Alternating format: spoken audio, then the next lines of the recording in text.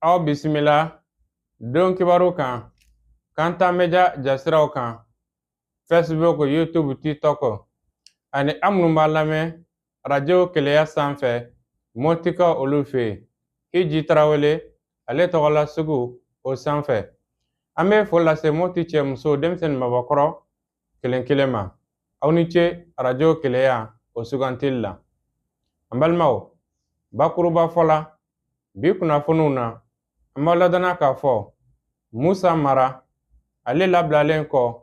a ye foli ani waleɲumandɔn k'o kɛ k'a ɲɛsin alimanaw ma k'a kɛ k'a ɲɛsin maliden kelen kelen ma kunnafoniw bɛna ɲɛfɔli kɛ a la. An balimaw, Motikaw fɛ yen kɔnɔni dɔ bɔlen don nin wagatinin na. Kɔnɔni kɔni a b'a la ka feere maaw ma, nka kɔnɔni dunni tɛ baasi ye, nka a kana tigɛ cogo o de ye baasi ye. Kunnafoniw bɛna ɲɛfɔli kɛ a la.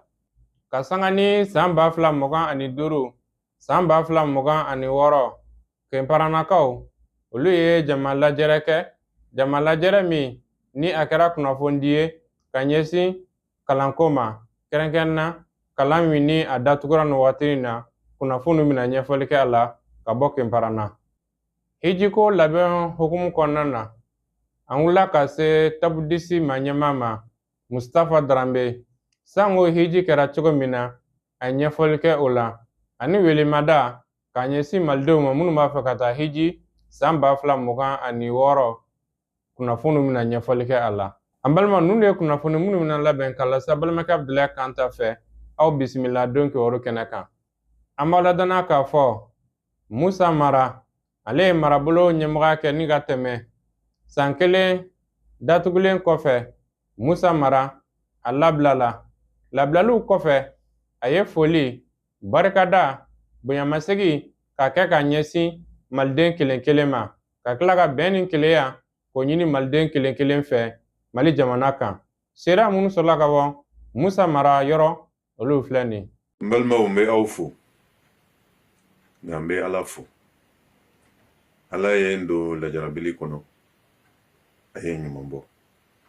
N b'a fo, n b'a barikada. Ala folen kɔfɛ n bɛ n bamuso fo. Ale min ma kɔli duwawu la n nɔfɛ nin tuma in kɔnɔna la. N bɛ n ka dudenw bɛɛ fo, n bɛ n musow fo, n bɛ n denw fo. N b'a dɔn u sɛgɛnna kosɛbɛ nin tuma in kɔnɔna la. N b'u fo k'u barikada. U ye n dɛmɛ, u ye n jukɔrɔma don dɔ nin tuma in na. U taara bɔ n ye tuma bɛɛ. U m'a yira n na siɲɛ kelen ko gɛlɛya b'u kan. Olu kɔfɛ n teriw, n jɛɲɔgɔnw, n balimaw, Mali kɔnɔ ani Mali kɔ kan, minnu ye n dɛmɛ nin tuma in kɔnɔna la ni hakilina ye ka bɔ dugujanw na ka na n lajɛ ka n dɛmɛ u seko n'u damayira la. N bɛ aw bɛɛ fo. Aw ni ce. Ala kana a bɔ n kɔnɔ. O kɔfɛ n balimaw, an bɛ segin ka Ala fo. Ni Ala y'i lajarabi a bɛ komi test de, i ka limaniya test. Ni Ala y'i bɔ ka limaniya to i dusukun na, o ye garijɛgɛba ye. An bɛ Ala fo. Foyi tɛ adamaden sɔrɔ ni Ala ma jɛ ni min ye. Wa ni fɛn min don n'i bɔgɔ la i tɛ taa k'a da. Ne ka kasoladon ye n y'a bila o minɛn dɔrɔn de kɔnɔ. O de la n ma jigin maa kelen na, n ma jigin juge la, n ma jigin procureur la, n ma jigin maa foyi la. Adamaden ye adamaden dɔrɔn de ye. Adamaden tɛ kɛ foyi ye Ala ka sababu kɔ. Ala de bɛ fɛn bɛɛ latigɛ, ale de bɛ fɛn bɛɛ décider. Donc ne kɔni n yafara bɛɛ ma. N yafara kunu, n yafara bi, n yafara sini. Wa n b'a ɲini bɛɛ fɛnɛ ma. N ye fɛn o fɛn kɛ maa o maa la nin san tɛmɛnen ninnu na bɛɛ ka yafa n ma. An ka yafa ɲɔgɔn ma, o bɛ sigi diya. An ka yafa ɲɔgɔn ma, o bɛ sini jɔli nɔgɔya. Kuma laban min bɛ n bolo o ye adamadenya ye. Ne ye fɛn kelen na kɔlɔsi kaso kɔnɔna na. O ye kasoladenw b'u to degun kɔnɔ. u b'u to ɲani kɔnɔ ka ɲɔgɔn dɛmɛ ka ɲɔgɔn tɔpɔtɔ o ye adamadenya lakika ye o adamadenya in bɛ a ɲini bɛɛ de ka a lajɛ ka tɛmɛ o sira in fɛ dɔɔni an ka ɲɔgɔn tɔpɔtɔ an ka hinɛ ɲɔgɔn na an k'an bolo di ɲɔgɔn ma an ka jamana in an mago bɛ jamana kɔnɔden bɛɛ la ni an ye adamadenya sabati ka limaniya to an dusukun na k'an bolo di ɲɔgɔn ma an tɛ dɛsɛ foyi la jamana in ka sini jamana kɔnɔden bɛɛ de don dɛ Mali mago bɛ maliyɛn bɛɛ la nin yɔrɔ in na n ma ɲina n jɛɲɔgɔnkɛ ani n ka avocat ko Muntaka Tall n bɛ dugawu kɛ Ala k'a ɲuman segin a ka so maa minnu bɛ lajarabiliw kɔnɔ yɔrɔw la Ala ka bɛɛ ɲuman segin u ka so k'a ko kɛ hɛrɛ ye Mali Ala k'a dɛmɛ Mali Ala k'a dɛmɛ jamana kɔnɔdenw an k'an bolo di ɲɔgɔn ma n'an kana ɲina fɛnɛ a ka kɛ tiɲɛ kan ka sanga ni san 2025 ni ka n'a kuncɛ san 2026 kalan minnu kɛra olu kɔnɔna na o kalan ninnu kenparana a ma kolo girinw olu kɔni ɲɔgɔn fara ɲɔgɔn kan ni ka taa ɲɛfɔli kɛ san 2025 san 2026 a kalan kuncɛra ni jaabi minnu ye u taara ɲɛfɔli kɛ nin n'a ɲɔgɔnnaw de kan kenparanakaw fɛ yen sira minnu sɔrɔla ka bɔ yen olu filɛ nin ye. Ne tɔgɔ ye Yakuba Moro Sidibe ne ye Kenparana DCAP ye ni o ye directeur du centre d'animation pédagogique ye alors sɔgɔmada in na an y'a laɲini préfet fɛ a ka cercle mɔgɔw bɛɛ lajɛlen fara ɲɔgɔn kan maires dugutigi coordinateurs directeur coordinateurs CGS coordinateurs commune kelen kelen bɛɛ kɔnɔ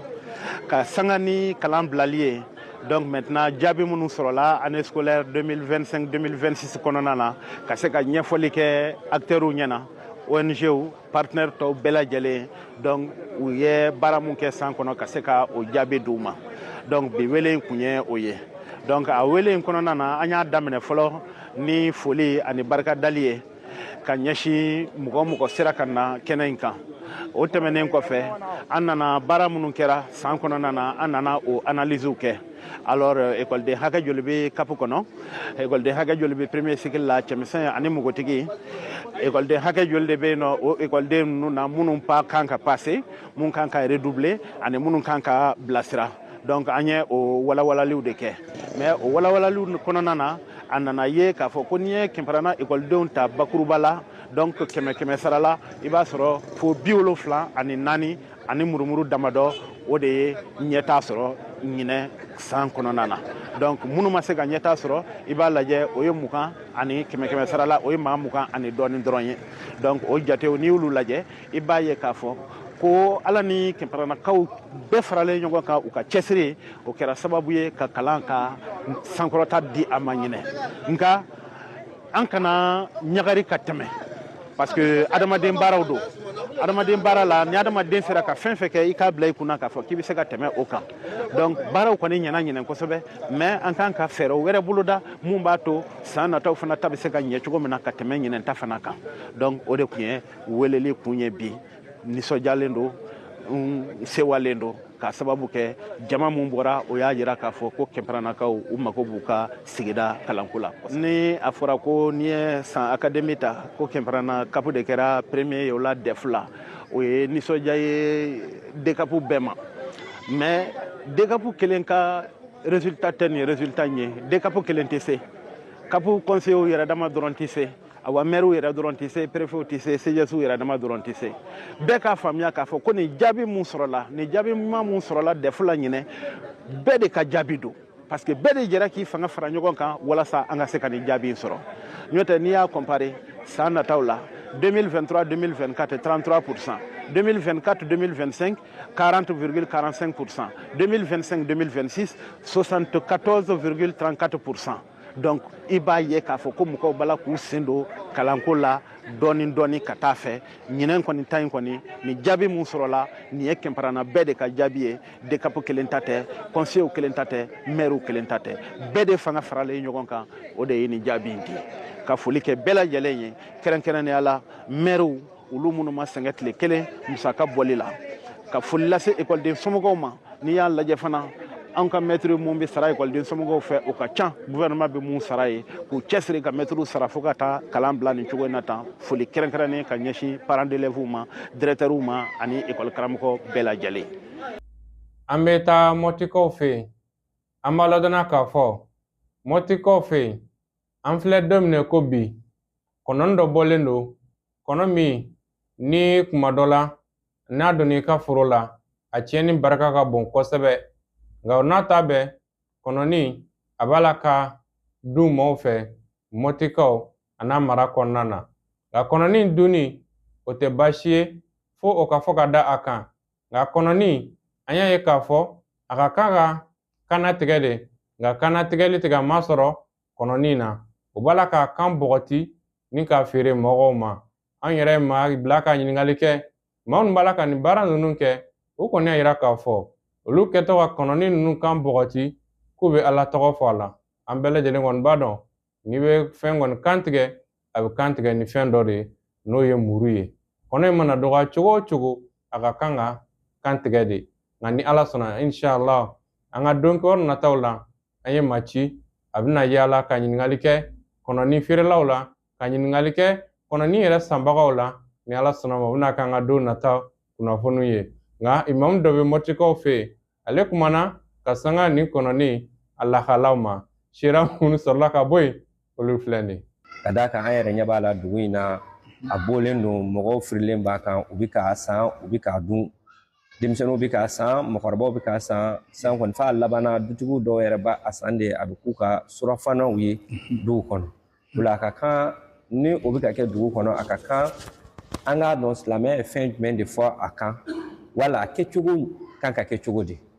wa an k'a dɔn sori balarunin min kɔnɔni mun filɛ nin ye ni an b'a ye sugu la sariya la a dunni fɔlɔ sariya la baasi tɛ a dunni na mɛ i ye fɛn o fɛn mun ta diɲɛ latigɛ kɔnɔ sariya kɔnɔ dun cogo de b'a la kɛcogo de b'a la wa an b'a ye sugu la denmisɛnninw b'a san dɔrɔn u b'a kan de tigɛ dɔrɔn k'a bɔgɔti mɔgɔw bɛ n'o san ka t'o de dun wa sariya la ka fɛn kan bɔgɔti k'a tigɛ ka b'a la a ti bɛn sariya la a dɔgɔyara cogo o cogo kɔnɔni bɛ kan tigɛ de ka sɔrɔ k'a dun ni maa o maa mun y'a san a ka kan tigɛ la ala dɔ bɛna ɲininkali kɛ k'a fɔ an ye ko nin kan ka dɔgɔ de n'i ko k'i bɛna a tigɛ yɛrɛ ko muru yɛrɛ bɛ sɔn k'a kan tigɛ hali ni muru yɛrɛ y'a kan tigɛ k'a bɔgɔti a kan tigɛti waati sariya ko baasi t'o la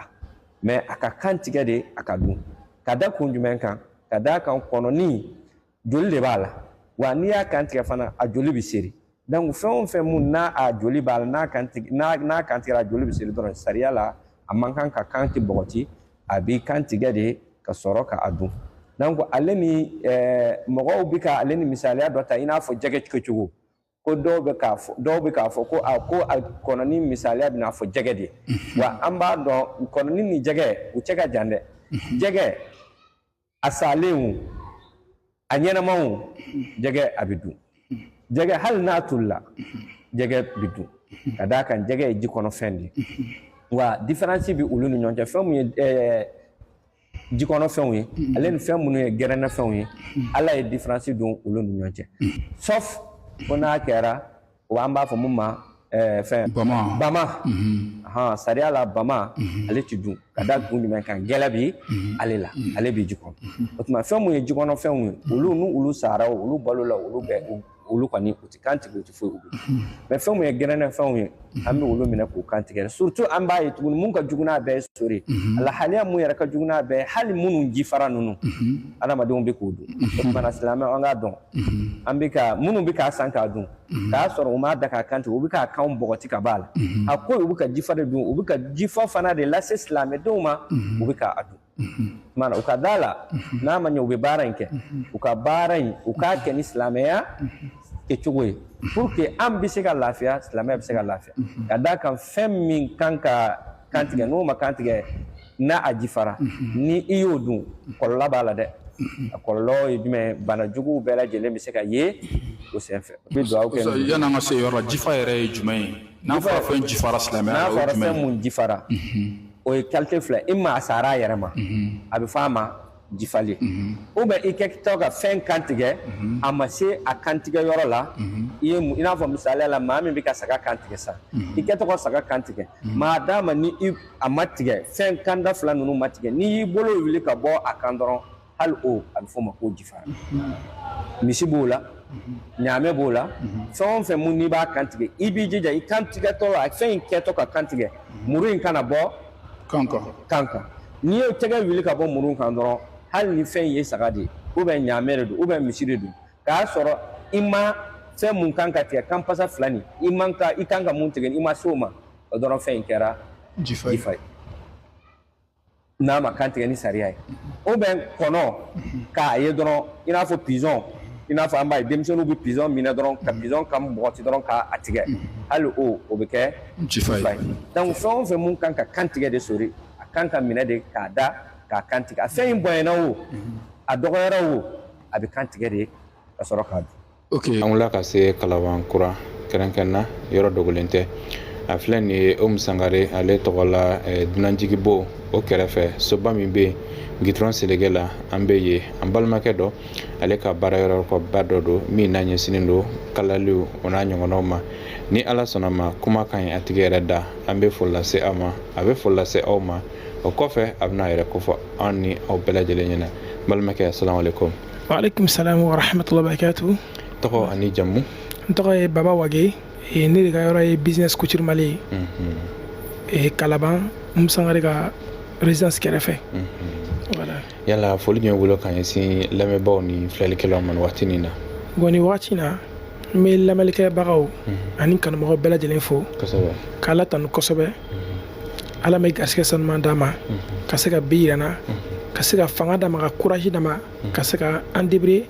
ka yɔrɔ kura dayɛlɛ ka se ka baara caman k'a kɔnɔ n'Ala sɔnna an bɛna client lafiya kosɛbɛ inshallah ni Ala sɔnna ma. Baba Wage yala e nana nin baara in na cogo di hakilina jumɛn bila ka nin baara in kɛ bɛɛ b'a dɔn e ɲɔgɔn fana kɛ ni baarayɔrɔ caman bɛ se ka min kɛ nka i ɲɛsin nin de ma min ye fini o bɛ sutura o kɔfɔ hakilina jumɛn bila ka nin baara boloda in sigi sen kan? Alhamdulillah bon n ye nin yɔrɔ in a kun bɛ n kɔnɔ a mɛnna n kun b'a kɛ business de la n'a fɔ sisan o y'a sɔrɔ n ma yɔrɔ dayɛlɛ fɔlɔ o y'a sɔrɔ n fanga ma se kosɛbɛ quoi a kun ka di n ye parce que tisi yɛrɛ ye mɔgɔba fini de quoi n'i y'a don dɔrɔn i bɛ se ka don ka taa n'a ye yɔrɔ bɛɛ n'a kalala ka ɲɛ fana ni a tigi mana don a b'a bila mɔgɔba fariya la quoi mɔgɔ b'a respecter kosɛbɛ voilà en même temps n kun b'a kɛ kɛrɛfɛ dɔɔni voilà fo Ala nana sababu caman nasi n sera ka yɔrɔ yɛrɛ dayɛlɛ siɲɛ kelen ka kalalikɛlaw ta ani ka tisi caman k'a kɔnɔ an bɛ kalaliw kɛ an bɛ a feere fana voilà. An ɲɛ b'a la modèle kɔni caman bɛ i fɛ yan yala i ka kalalikɛla ninnu o bɛ nin modèle nin bɛɛ kala i n'a fɔ an ɲɛ b'a la cogo min na? Voilà bon modèle caman bɛ yen an b'a kala an bɛ modèle yɛrɛ bɛɛ an b'a bɛɛ kala quoi i mana nin modèle o modèle ye n'Ala sɔnna an b'an seko kala voilà an b'a kɛ ka ɲɛ fana ni nana dɔrɔn n'an bɛ se ka kɛ dɔrɔn an b'a fɔ an bɛ se ka kɛ n'an tɛ se ka kɛ fana an b'a fɔ an tɛ se ka kɛ fana kosɛbɛ inshallah bon hadamaden i tɛ se ka fɛn bɛɛ kɛ quoi fɛn dɔw bɛ yen n'i tɛ se dɔrɔn kana minɛ k'i bɛ se ka yala taa wari tiɲɛ i bɛ se ka mun kɛ dɔrɔn n'a nana n'a ye photo yira ou bien n'a ye modèle yira n'a ko bɛ se ka nin kɛ an bɛ se ka kɛ an b'a kɛ fana a bɛ kɛ ye fana n'Ala sɔnna n'an tɛ se ka kɛ fana an b'a labila inshallah. Kosɛbɛ an ɲɛ b'a la tisiw caman bɛ i fɛ yan o b'a yira k'a fɔ tisi i b'a feere wa i b'a kala fana i bɛ taa sɔrɔ maa dɔ bɛ yen a caman sanni b'ale kɔnɔ ka taa jago yala i b'o baara ninnu kɛ wa? Awɔ an b'a bɛɛ kɛ tisi feeretaw bɛ yan danɔgɔma dagɛlɛma bɛɛ bɛ yen n'i nana prix sugu bɛɛ b'a la n'a ka di ye an bɛ a feere ma an b'a kala fana n'a ka di fana ni tisi b'i bolo i bɛ na n'a ye an b'a kala fana quoi voilà n'a ka di fana complet fana feeretaw bɛ yen a bɛ se ka na sisan an b'a d'a ma prix nɔgɔ la fana a b'a ta ka taa feere cogo min ka d'a ye. Kosɛbɛ sigi daminɛ na an y'a yira mɔgɔw la k'a fɔ i filɛ Kalabankura ka ɲɛsin Umu Sangare ka dunanjigi bo ma yali bi n b'a fɛ ka taamasiyɛn kɛ maaw ye minnu b'a fɛ ka na nin yɔrɔ kɔfɔlen na ka d'a kan yɔrɔ kura don yɔrɔ min ni a labɛnnen don kosɛbɛ. Bon ni i bɛ fɛ ka na an ka yɔrɔ la Kalabankura n'i bɔra dugu kɔnɔ ka na Kalaban sira in na n'i tɛmɛna fɛ la n'i sera Umu Sangare yɛrɛ ka résidence da la Umu Sangare hôtel da la a ɲɛsinnen bɛ carré ma goudron kɔfɛ n'i donna carré kɔnɔ carré yɛrɛ daminɛ fleur bɛ daminɛ n'i ko business couture Mali dɔrɔn an bɛ yɔrɔ la mais n'i bɔra aéroport sila ka kɛ n'a fɔ i bɛ taa dugu kɔnɔ n'i ye sigi mun dɔrɔn k'i tilen ka taa dɔn dɔrɔn fofi yɛrɛ droite fɛ umusare hôtel yɛrɛ ɲɛsilen fofi ma yɔrɔ min na i bɛ jɔ yen dɔrɔn n'i ko business couture malo n'i donna carré kɔnɔ dɔrɔn hali n'i ma ɲininkali kɛ i bɛ lumière baden i bɛ fleur fana ye da la voilà nɛgɛjuru sira minnu b'a fɛ ka i lasɔrɔ yan'u ka se yan 90 90 90 18 90 90 ka taa kuncɛ 18 90 saba kɔfɛ 18 o b'a kuncɛ voilà tisiw kɔni o caman o bɛ yan i y'a fɔ cogo min na ko danɔgɔn da sugu bɛɛ b'a la i b'a sɔrɔ mɔgɔw yɛrɛ kunnakow tɛ kelen yala an bɛ se k'a dɔn a bɛ daminɛ joli la ka taa joli la minnu b'a fɛ ka san ka kala aw fɛ yan bon minnu b'a fɛ ka san ka kala tisi qualité dɔ bɛ yen o tɔgɔ ko soudure silver quoi ale 1 mètre ye 2000 ye mais ni client nana an bɛ se k'a d'a ma 7500 na bon dɔ fana bɛ yen ko kasi qualité ka ca mais an ka kasi ye kasi premier de a qualité ka ɲi n'a tigi yɛrɛ nana n'a magara a b'a ye quoi ale 1 mètre 5000 ye mais ni client nana an bɛ se k'a d'a ma ni wagati in na an b'a d'a ma 3000 francs par mètre ni wagati in na fɔlɔ quoi an bɛ ka nɔgɔya kɛ comme yɔrɔ kura don an bɛ nɔgɔya kɛ client ye quoi dɔw b'a yɛrɛ a bɛ promo la wagati nin kɔnɔ voilà ni wagati in na an bɛ ka nɔgɔya an bɛ promo la dɔw b'a yɛrɛ promo o bɛ sen na a bɛ sen na o ye tisi ta fanfɛla ye nka minnu b'a fɛ ka kala kalali prix bɛ taa joli la bon kalali prix ni yɔrɔ valeur kuma dɔ n'a bonyana a mɔɔ bɛ siran a yɔrɔ kalali ɲɛ dɛ o ye tiɲɛ bon ni wagati in na dɔw bɛ kalali kɛ 20 000 bon an b'an ta kɛ 10 000 de pour le moment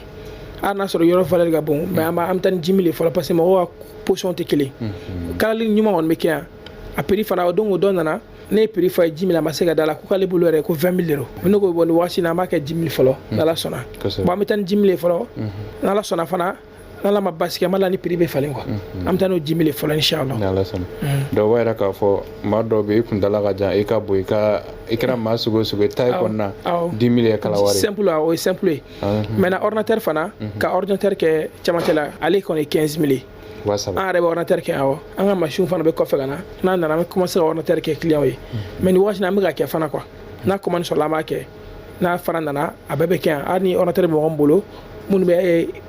minnu bɛ fɛ ka a kɛ ka taa feere u bɛ na an b'a kɛ an b'a d'u ma u bɛ taa feere donc minnu b'a fɛ ka kalalen yɛrɛ ta ka taa feere n'u nana aw n'u bɛ bɛn a la an bɛ bɛn prix a b'a kala k'a d'u ma u b'a feere u b'a feere awɔ ala sɔnna yala nin ye ka bitigi fɔlɔ ye walima nin ye joli la ye awɔ nin ye fɔlɔ ye nin ye fɔlɔ ye waati natɔ la a bɛ kɔnɔ k'a bila bamakɔ fan wɛrɛ fɛ inchallah kuma dɔ la k'a bila mali yɛrɛ fan bɛɛ fɛ n'ala tala ka jɛ inchallah awɔ n'ala sɔnna n tɛna kɛ a fɔlɔ ye n tɛna kɛ a laban ye ni ala tala ka jɛ bon jigi b'a la kan fana a bɛ yiriwa ka taa quoi parce que ne mana don ko ko la ko n'a kɛ n sɛbɛ ala b'a bɛɛ nɔgɔya ma ka taa a bana minɛ bi quoi ne kun bɛ baara caman kɛ mais n sera ka n dayɛlɛ pour que n ka ba sigi dɔɔni maaw ka se ka n sɔrɔ dɔn o fana bɛ confiance nati dɔɔni quoi n'ala sɔnna n tɛna kɛ fɔlɔ ye n tɛna kɛ laban ye inchallah don nataw la n bɛna yɔrɔ caman fana dayɛlɛ ni ala tala ka jɛ an kɔni y'a ye an basera tisiw de kan yala don nataw la wa kɔnɔ ka bazin baara kɛ wa walima ni bazin bɛ maa min bolo a b'a fɛ aw ka kala k'a d'a ma yala a bɛ nin baara fila kɛ wa an b'a bɛɛ kɛ awɔ kalali kɔnɔna na a bɛɛ b'a la tisi o bazin a bɛɛ de b'a la mais muso fini ta kɔni ma deli la ni m'o kɛ dɛ bon n'i y'a ye n ye muso ta n bɛna muso ta kɛ waati min na fo ni n balimamuso dɔ sɔrɔ ale b'o côté gérer mais cɛw kɔni ta yɔrɔ la cɛw dɔrɔn gérer yan voilà o b'a yira ni baara yiriwara bolofara dɔ bɛ se ka kɛ an balakaw tɔgɔ la min bɛ ɲɛsin an balakaw de bɛ taa yen baara wa olu de bɛ an balakaw ka finiw fana kala a banna cɛ tɛ se yen foyi tɛ u yɛrɛ dama bɛ yen fɛ n'ala sɔnna ala k'o nɔgɔya amin ala k'o nɔgɔya an bɛ bɔlɔlɔko kiri la nin waati nin na yala aw bɛ sɔrɔ bɔlɔlɔ sanfɛ wa an bɛ sɔrɔ bɔlɔlɔ sanfɛ awɔ an ka page bɛ tiktok kan a bɛ snap kan a bɛ facebook kan n'i y'a tapé business couture mali dɔrɔn a bɛ bɔ quoi inchallah ayiwa ni welekan b'i bolo ka ɲɛsin maliden bɛɛ lajɛlen ma a ka ja mali kɔnɔ mali kɔ kan a ka da maa dɔ bɛ se ka diya n ye ale bɛ jamana kɔfɛ a b'a fɛ a ka baara kɛ ɲɔgɔn fɛ kɛrɛnkɛrɛnnen bolo ma ni ka fini kala ka sama ma yala a bɛ nin baara ninnu bɛɛ lajɛlen kɛ an balima min bɛ kɔfɛ kɔngo ni faransi ni jamana fan bɛɛ fɛ guinée ninnu problème t'a la nous mɔgɔw bɛ complet la ani commande u bɛ se ka mesure ci dɔrɔn ani photo n'u ye photo ci u bɛ se k'u kunkolo bɔ a la o b'a ci a ma n'ala sɔnna an b'a kala ka k'u sago ye an b'a bila ka taa an bɛ minɛn fana bila ka taa Faransi n bɛ minɛn fana bila ka taa Congo n b'o fana kɛ quoi na n'u y'a commandé n bɛ se ka ne yɛrɛ bɛ se ka jɔ n'o ye u bɛ fɛɛrɛ wari sara mais ne yɛrɛ b'o kipe n'a ye pour que a ka se ka s'u ma lafiya kɔnɔna na cogo min n bɛ reçu d'u ma fɛn bɛɛ bɛ d'u ma k'a c'u ma pour que a ka dɔn a la ko baara in tɛ kulonkɛ baara ye quoi sɛbɛ ko don quoi n'ala sɔnna. donc o b'a yira k'a fɔ i bɛ baara wɛrɛ kɛ min ye taa ni ka segin ɲuman o bɛ se ka sɔrɔ cogo min na jamana denw fɛ jamana in kɔnɔ ani jamana kɔ kan i b'o baara fana kɛ. n bɛ ko transport koli fana kɛ n kun b'o kɛ fɔlɔ mɛnna n kun y'a to fo n ka yɔrɔ sɔrɔ ka sɔrɔ ka yiriwa quoi parce que yɔrɔ dayɛlɛla a bɛ ka continuer toujours ni mɔgɔ min fana nana k'a bɛ fɛ ka minɛn bila ka taa Congo soit Faransi soit Europe yɔrɔ min a bɛ se ka n wele mais information na a bɛ na an bɛ minɛn peser a bɛ bɛn ma a b'a sara an b'a bila ka taa. o fana o b'i sɔrɔ yan de. a bɛ sɔrɔ yan o dépôt bɛ n bolo yɔrɔ mais nana an bɛna bɛɛ kɛ yan balance dɔrɔn de kan ka na sinon matériel bɛɛ bɛ yan n bɛna balance dɔrɔn bila ka na sisan an b'a daminɛ n'ala sɔnna. e ko minɛn ninnu jamana jumɛn na kan ka taa yen walima a bɛ taa jamana bɛɛ la. Congo Faransi Amérique voilà ani Europe dugumisɛnninw quoi ni a sigi weleli kɛ n'a yɔrɔ fɔ n bɛ liste lajɛ n'a sɔrɔ o yɔrɔ b'a la an b'a fɔ yan ni yɔrɔ b'a la n'a t'a la fana an b'a labila fana quoi. kosɛbɛ kosɛbɛ an bɛna jɛmu kun cɛ nka an b'a fɛ i ka segin taamasiyɛn ani ka nɛgɛjuru sira kan. ni mɔgɔ min bɛ fɛ ka na business coaching Mali la an bɛ Kalabankura résidence Umu Sangare n'a fɔ Umu Sangare mɔgɔ caman b'a dɔn Umu Sangare hôtel da la ni sera yen dɔrɔn a ɲɛsilen bɛ Umu Sangare hôtel ɲɛsilen bɛ carré min ma droite fɛ fofi yɛrɛ da la ni i donna carré kɔnɔ dɔrɔn carré yɛrɛ daminɛ la i bɛ lumière ba ye i bɛ filɛri fana ye da la business coaching sɛbɛnnen bɛ sanfɛ o de y'an ka atelier quoi. ni Ala sɔnna inchallah nɛgɛjuru sira 90 90 90 18. ni Ala sɔnna an balimaw an bɛ foli lase aw bɛɛ lajɛlen ma aw minnu tun b'a la k'an lamɛn nin wagati in na. an b'a ladɔnna k'a fɔ ka sanga ni hiji san 2026 o tɛmɛna tɛmɛ cogo minnu na ani san 2027 o hiji labɛnw olu kan ka kɛ cogo min na malidenw fɛ ani tabudisi maaɲɛma barosigi kɛra sira minnu sɔrɔla ka bɔ barosigi in kɛnɛ kan olu filɛ nin ye. n bɛ foli bila maliyɛn bɛɛ lajɛlen ye maliyɛn bɛ yɔrɔ o yɔrɔ n ka foli bɛ katarama ka se fo a sigiyɔrɔ ma Karame Mustapha agence tabudisi ɲɛma ani groupement tabudisi ɲɛma ɲina campagne ani ɲina ye min tɛmɛna an bɛ se k'a fɔ ten parce que nalo bɛ sira la déjà baara daminɛna kosɛbɛ min tɛmɛna bon kuma bɛ ka masala bɛna kɛ min kan c'est par rapport gɛlɛya minnu yera baara kɔnɔ baara tɛ se ka ɲɛ ni gɛlɛya mɛ a kɔnɔ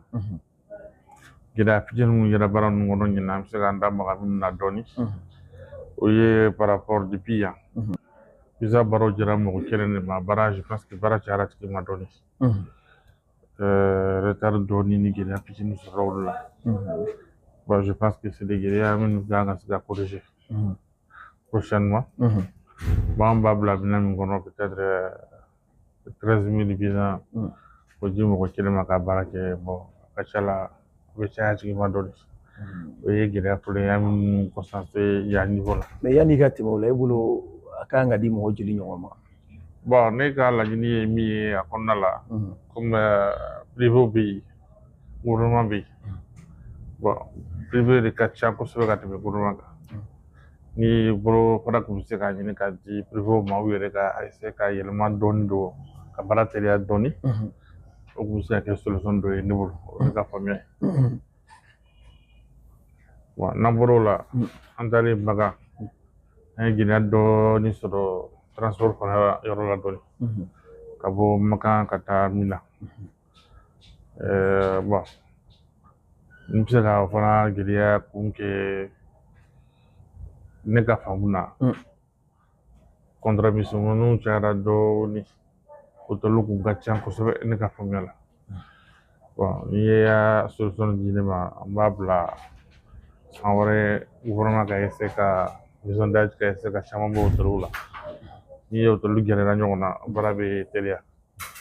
mais an yɛrɛkɛra kosɛbɛ n'an sera ka fara ɲɔgɔn kan ka caman bɔ hôtels ko la o ka ca la o gɛlɛya fana bɛ se ka nɔgɔya bon gɛlɛya sabanan an bɔtɔla Makan ka taa Jida bon o bɛ o bus kelen de ye rapport jumɛn bɛ hôtel misɛnninw cayali ni transport ko gɛlɛya la bon olu caman bɛ sɔrɔ groupement sigicogo de la groupement sigicogo ani groupement farala ɲɔgɔn kan ni bɛnkan min ye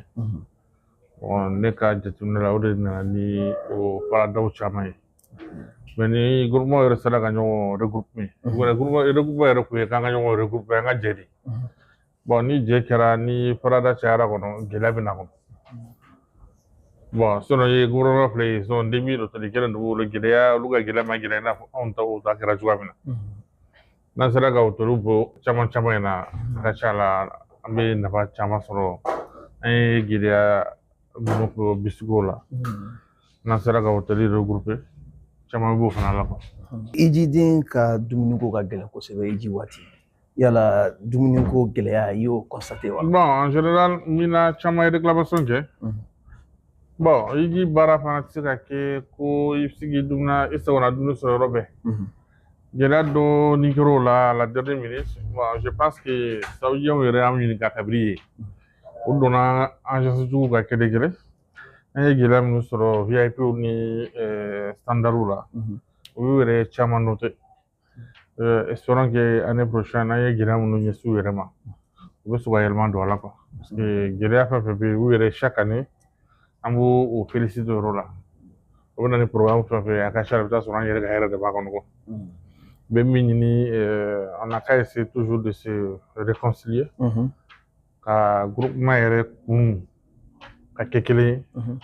ka hakilinaw boli kelen kan selon nous parce que nous gɛlɛya caman fɔra nous particulièrement comme n'an ka groupement na jɛkulu jama an m'olu gɛlɛyaw vécu parce que depuis Bamakɔ an kumana caman kan taabolo caman bɛ yen an y'olu yira ɲɔgɔn na k'a fɔ n'an tɛmɛn'o sira kan an bɛ na ni gɛlɛya ye ɲɛfɛ bon espérons que ni groupe bɛɛ sera ka baara kɛ n'o système ye gɛlɛya ninnu caman bɛ sɔn ka wuli nka iji gɛlɛya caman bɛ yen o bɛ sɔrɔ minasigi la minasigi la e ye mun jateminɛ kɛ yen bon heureusement an bɛ se ka fɔ ɲinan ani san tɔ vraiment an y'a fɔ cogoya min na à chaque année Saudiya b'a essayer k'a améliorer an bɛ ka gɛlɛya min ɲini k'a fɔ a bɛ se ka ban a tɛ ban hadamaden baara tɛ se ka ban ka tile à chaque année a bɛ améliorer ɲinan kɔni an ma gɛlɛya caman ye o yɔrɔ la gɛlɛya minnu sɔrɔla peut-être tantankɔrɔlaw ijidenw yɛrɛ ma sensibilisation dɔw sɔrɔ ka dɔn k'a fɔ yɔrɔ min don an bɛ yen pour un moment dɔw bɛ yen u bɛ don ɲɔgɔn kan ka place 2-3 occuper olu ye gɛlɛya caman lase agence tigiw ma k'a sɔrɔ agence tigiw yɛrɛ fana ka laɲini tɛ mais olu gɛlɛya ninnu fana c'est manque d'organisation a ye agence tigi caman sɔrɔ mais espérons que changement bɛ na don fana la minnu ko ko direct ni indirect k'u bɛ ɲɔgɔn sɔrɔ mina ɲɔgɔn fɛ est-ce que o kuma in ye tiɲɛ ye wa bon direct ni indirect ko ni bɛɛ ka laɲini kun ye ne bɛ se ka lafiya cogoya min na de ne ka faamuya la bon an bɛ ɲɔgɔn sɔrɔ niveau kelen na o la o ne ma gɛlɛya ni avantage ni inconvénience ye o yɔrɔ ninnu na parce que a bɛ service presque a bɛ kɛra kelen ye an bolo minnu taara direct fɛ on n'est pas contre minnu taara gouvernement fɛ bon objectif a bɛ ka kɛ ni lafiya ye quoi gɛlɛya damadɔ minnu bɔra a la ne bɛ min fɔ a la ne bɛ se ka min fɔ a la o bɛ bisigi o yɔrɔ ye bon dumuniko dun fana c'est pas assez mal ne ma gɛlɛya an ma gɛlɛya o yɔrɔ si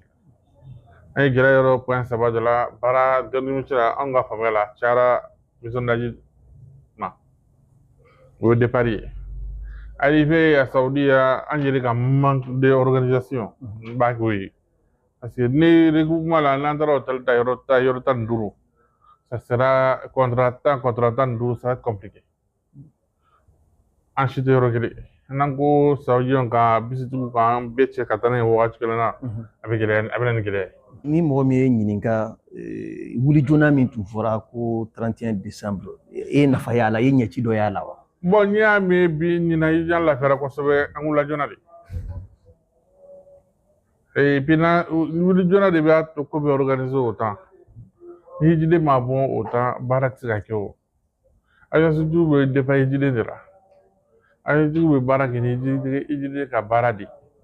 agence tigiw sigilen bɛ hijidenw de kama mais ni jide yɛrɛ de ma bɔ joona baara bɛ gɛlɛya kosɛbɛ ministre ko ko ɲinan ta ko l'an 2027 iji ni a bɛ datugu le 20 décembre hakilina in a ka ɲi kosɛbɛ a tɛna ni foyi ni hɛrɛ tɛ ni baara organisera joona gɛlɛya min bɛ se ka sɔrɔ ɲɛfɛ an bɛ se k'olu corriger ni baara ma organiser joona gɛlɛya tɛ se ka ban gɛlɛya bɛ furakɛ de ye sani a wagati cɛ mɛ an tɛ se ka gɛlɛya an to ko kɔnɔ ka gɛlɛya ka bɛna wuli ka bɔ yen ne bolo wuli joona kun de y'a solution fɔlɔ yɛrɛ ye. Ni mɔgɔ min ye ɲininka k'i ka sumali kɛ san 2025 iji ka na san 2026 la i bɛ se ka danfara jumɛn fɔ? Chaque année a bɛ améliorer ka taa fɛ jamana bɛɛ bɛ ka améliorer ka taa fɛ an yɛrɛ fana ka essayer ka fara ɲɔgɔn kan halisa parce que n'i ye gɛlɛya ye ji la fara ɲɔgɔn kan in de tɛ ka kɛ tiɲɛ yɛrɛ kan quoi n'an ko regroupement an ka fara ɲɔgɔn kan ka hôtel dɔgɔya toujours n bɛ insister o yɔrɔ de kan n'o dɔgɔyara service bɛ ɲɛ mais en tant que n'an bɛ regroupement la n'an bɛɛ ma kɛ kelen ye a bɔra a nɔ tɛ ka y'a la o ne ka faamuya ye donc k'a fɔ a ma ɲɛ wa non baara san o san a bɛ ka améliorer a bɛ ka améliorer dans le sens que a ka kɛ jama kelen ye saoudia bɛ ka ko bɛ kɛ i bɛ dɔ ɲuman ko AG sans bagage a kun tɛ foyi ye agence bɛ se ka lafiya client yɛrɛ passager bɛ se ka lafiya cogoya min na doniba ta in ni doniba ɲu in ko de ka ban don o don b'o kuma kelen de la regroupement a dun n'i y'a mɛn AG sans bagage a bɛ kɛ regroupement de ye o bɛ se ka bisi wuli mɔgɔ kelen kama bisi wuli jama de kunna ni jama min bɛ jigin yɔrɔ kelen o baara ka nɔgɔn ni jama yɛrɛ kelen donc ɲini agence tigiw fɛ hali ni regroupement mana caya cogo o cogo regroupement ka emplacement dɔw bɛ yen condition dɔw bɛ yen u k'o ɲini k'o kɛ kelen ye a fulari ko b'o la a dumuni ko b'o la a hôtel ko b'o la a transport ko b'o la en tant que n'a farala ɲɔgɔn kan yɔrɔ kelen o déplacer ka nɔgɔn ni a yɛrɛ kelen ye donc iji yɛrɛ baara gɛlɛya ne bolo a tɔ tora o niveau dɔrɔn de la quoi. Avion ko dun taali ani seginni. Bon, nous, heureusement, cette année, on a eu 4700 à peu près sur le vol régulier.